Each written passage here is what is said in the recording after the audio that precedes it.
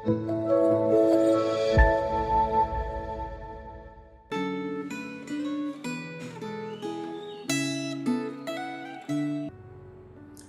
saudaraku yang terkasih, mari kita mengambil waktu saat teduh sejenak. Bapa kami yang ada dalam kerajaan surga, kami kembali datang ke hadirat-Mu pada saat ini. Kami merindukan tuntunan kuasa Allah Roh Kudus yang menuntun kepada kami ketika kami merenungkan kebenaran firman Tuhan. Biarlah firman-Mu menjadi pelita di dalam kehidupan kami. Dalam nama Tuhan Yesus kami berdoa, kami mengucap syukur. Amin. Saudara yang terkasih, mari kita membuka kebenaran firman Tuhan yang terdapat dari Injil Markus 10 ayat pertama sampai dengan yang ke-12. Demikianlah bunyi firman Tuhan.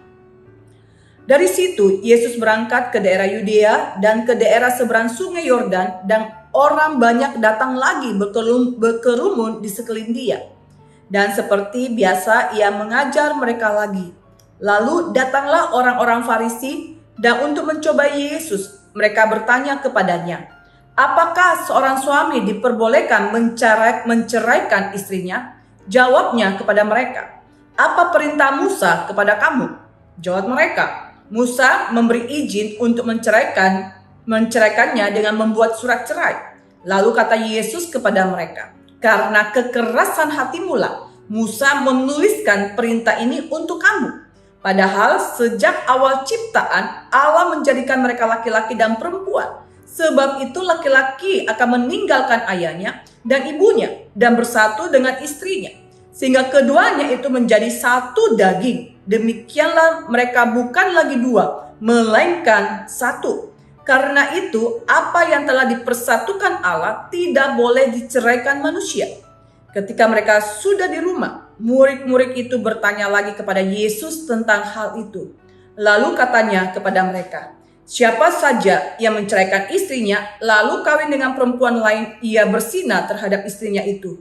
Jika seistri menceraikan suaminya dan kawin dengan laki-laki lain, ia berzina.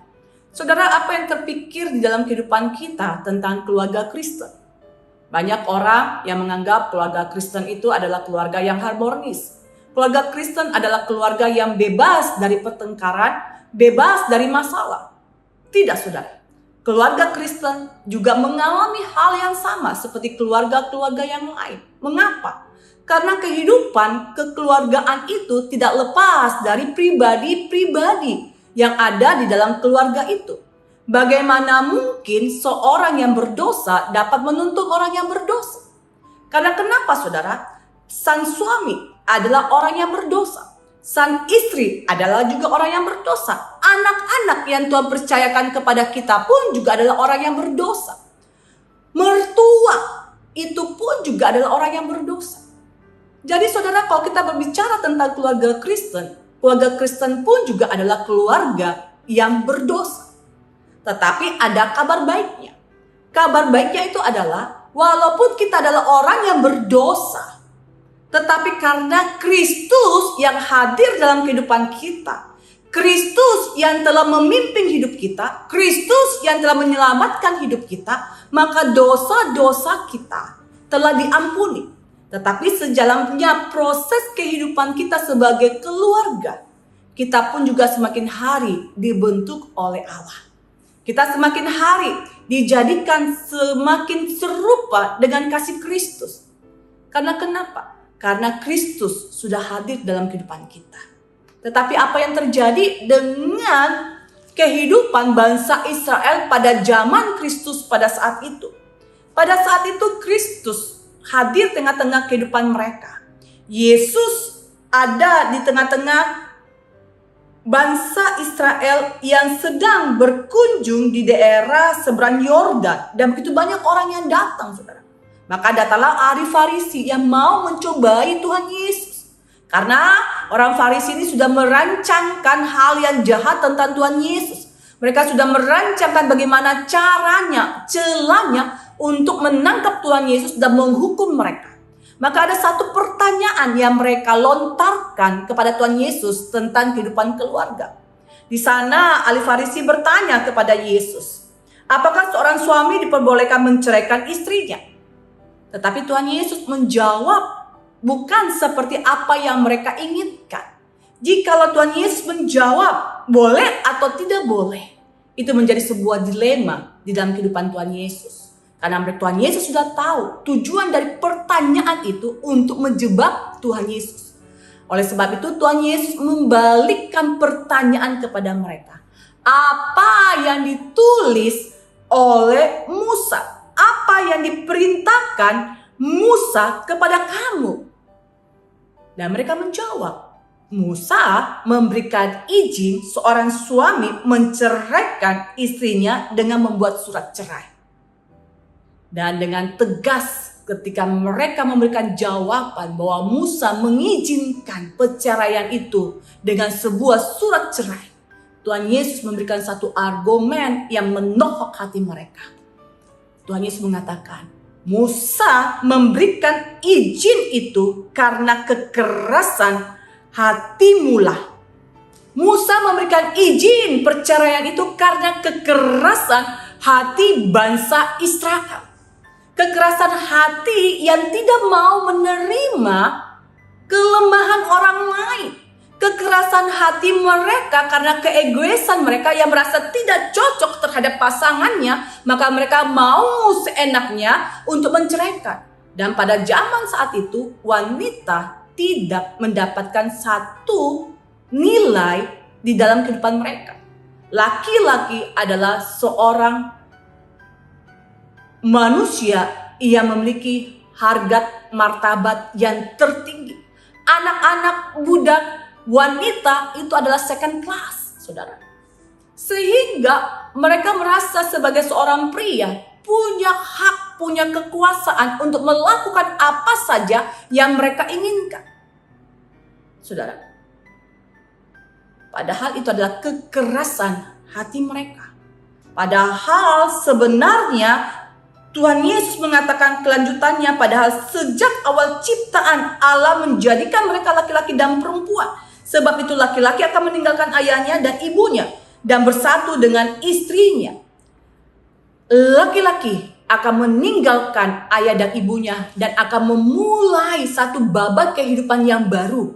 Mereka akan hidup bersama dengan istrinya, menjadi pasangan sehati. Mereka bukan lagi dua, melainkan satu di dalam ikatan janji pernikahan. Dan ketika mereka satu, saudara, tidak ada satupun yang dapat menceraikan mereka. Demikianlah dengan kasih Kristus, saudara. Ketika Kristus sudah memilih kita sebagai pasangan hidupnya untuk selama-lamanya, kita menjadi pengantin dari Tuhan Yesus. Dan itu diwujudkan, direalisasikan di dalam kehidupan kita sebagai manusia, di dalam kehidupan keluarga. Ketika kita dipersatukan di dalam kasih Kristus, hati kita tidak mengeraskan di dalam keegoisan kita. Hati kita tidak dikeraskan oleh keangkuhan kita, harga diri kita. Tetapi karena Kristus yang hadir, itu mengalahkan semua ego kita, mengalahkan semua keangkuhan kita, dan bahkan dosa kita pun diampuni dan ditebus dengan darahnya yang kudus. Sehingga ketika Kristus hadir dalam kehidupan kita, Kristus yang bertakhta dalam kehidupan kita, maka kita yang berdosa ini, yang telah ditebus oleh kasih Kristus, kita akan melihat keajaiban demi keajaiban yang terjadi dalam kehidupan kita. Walaupun seandainya istri kita pun selingkuh, ada sakit hati, ada terluka, dan bahkan secara psikologi mengatakan seorang laki-laki yang mendapati istrinya bercerai, harga dirinya di mana? Itu sulit sekali. Tetapi jika kasih Kristus itu melampaui daripada harga diri kita, kasih Kristus melampaui dari apa yang kita rasakan, yang kita sakiti, saudara, kita akan belajar untuk mengampuni istri kita yang berselingkuh. Kita akan belajar mengampuni suami kita yang berselingkuh, saudara. Karena kenapa? Karena ada kasih Kristus yang mengajarkan kepada kita pengampunan. Bukankah Tuhan Yesus juga telah mengajarkan kita pengampunan? Ketika dia disalibkan, dia ditombak, saudara. Tuhan Yesus mendoakan para tentara Romawi pada saat itu, Bapa, ampunilah mereka karena mereka tidak tahu apa yang mereka lakukan. Hati kita tersakiti, tapi Kristus disalibkan dengan menyerahkan nyawanya untuk memberikan pengampunan atas dosa-dosa kita. Jikalau kita memiliki hati seperti Kristus yang hadir dalam kehidupan kita, kita akan belajar mengasihi suami kita. Kita akan belajar untuk mengasihi istri kita. Kita akan belajar mengasihi anak-anak kita. Kita akan belajar mengasihi keluarga besar kita. Itu akan berdampak. Karena tidak ada keluarga yang sempurna. Tetapi kita memiliki Yesus yang sempurna untuk mengajarkan kepada kita mencintai keluarga kita yang tidak sempurna. Oleh sebab itu saudara, ketika kita sudah belajar tentang kasih Kristus yang sempurna, maka kita akan belajar menularkan kasih Kristus itu kepada keluarga kita. Saya tidak tahu apa yang saudara alami dalam kehidupan keluarga saudara. Mungkin saudara tersakiti dengan perbuatan suami saudara. Mungkin saudara tersakiti dengan perkataan istri saudara. Mungkin kalian tersakiti dengan perkataan orang tua saudara. Tapi satu hal, sebagai keluarga Kristen tidak ada yang sempurna. Tapi kita punya Kristus yang sempurna yang memampukan kita belajar untuk mengampuni, belajar untuk mengasihi, belajar untuk menghormati. Mari kita berdoa. Bapa kami yang ada dalam kerajaan surga, ajar kami Tuhan untuk menerapkan kasih Kristus di dalam kehidupan keluarga kami. Karena kami menyadari tidak ada yang sempurna. Biarlah Tuhan Allah yang sempurna yang menyempurnakan kehidupan keluarga kami. Sehingga keluarga kami yang didasarkan oleh kasih Kristus itu akan berdampak bagi kehidupan kami. Bagi keluarga kami, bagi anak-anak kami, bagi pekerjaan kami, bagi pekerjaan pelayanan Tuhan di gereja. Terima kasih Tuhan, ini doa kami. Dalam nama Tuhan Yesus kami berdoa dan mengucap syukur. Amin.